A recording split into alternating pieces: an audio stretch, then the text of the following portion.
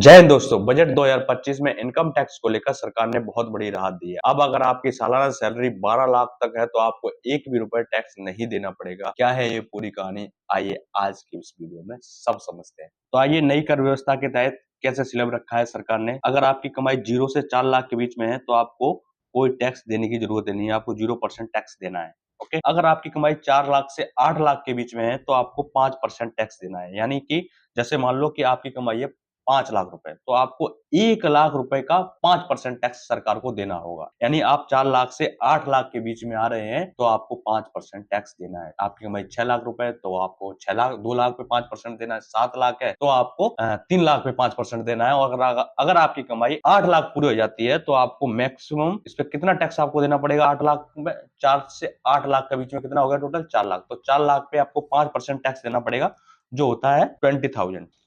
ठीक, अगर आपकी कमाई 8 लाख से ऊपर जाती है, 8 लाख से ऊपर जाती है तो आपको 10% टैक्स देना पड़ेगा। यानी कि जैसे आपकी कमाई 10 लाख है तो आपको 2 लाख रुपए पर 10% इनकम टैक्स देना पड़ेगा।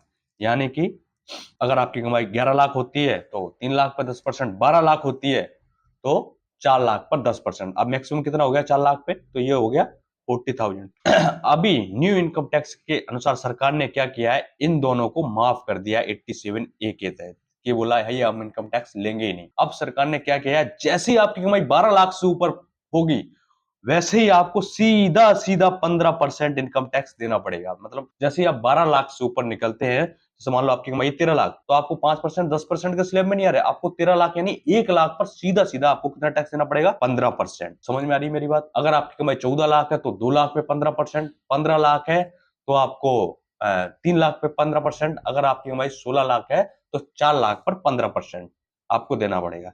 ठीक उसी प्रकार अगर आपकी कमाई 16 से 20 लाख के बीच में है तो आपको 20%। ठीक वैसे ही 20 लाख से 24 लाख के बीच में तो 25%, 24 लाख से अधिक है तो आपको 30% इनकम टैक्स देना पड़ेगा।